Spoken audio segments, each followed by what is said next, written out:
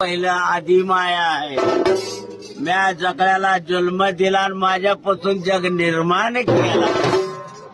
माझ्या जन्मात कुणी नव्हतं. ज्योत लावली जळात, पायामध्ये शेवाळ बांधून हक्का मारली शंक्यासुराला. शंक्यासुर धावत पळत आला.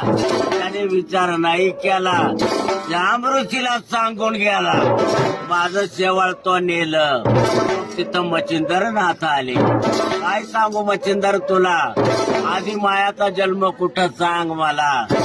आधी माया जन्मली ना आकाशात, ना जन्मली पाताळात, ना जन्मली तेज वायू, ना जन्मली मला लागले कणात. मग बसली माझ्या नैनात. नैनाने पाहिले तिथं तिथं दगड दिसले. त्या दगडात कोरलं कुणाला, त्या दगडात कोरलं सुक्तीला. सुक्ती कोणाच्या हातात दिली, वडाऱ्याच्या.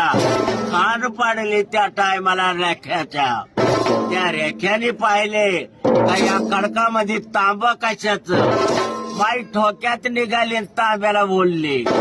रंकाळ तळ्यातून बुडी मारून बाहेर आली. कितीतरी गाडी बुडवले, पंचगंगात आंघोळ केली.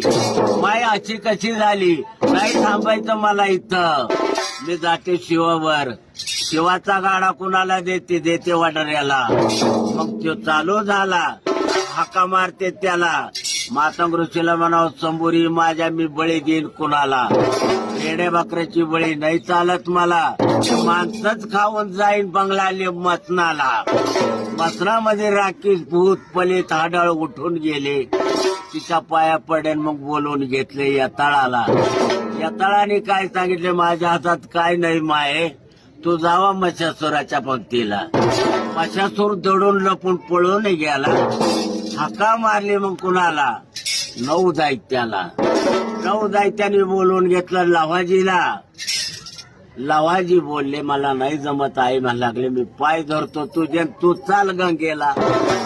मी कशात येऊ तुझ्या संग गंगेला. आई मी पालखीत येते गंगेला. मला पालखीत नाही बसायचं, मी बसते तुझ्या तळा हाताला. तळा हातामध्ये आईला बसवलं, गंगेच्या आंघोळ घातली. त्यात कमळ निर्मल झाला ना आईचा जन्म कमळात आला. माझा गुरु नामदेव पोतराज पुरंदवडेकर यांचे साक्षात नमस्कार.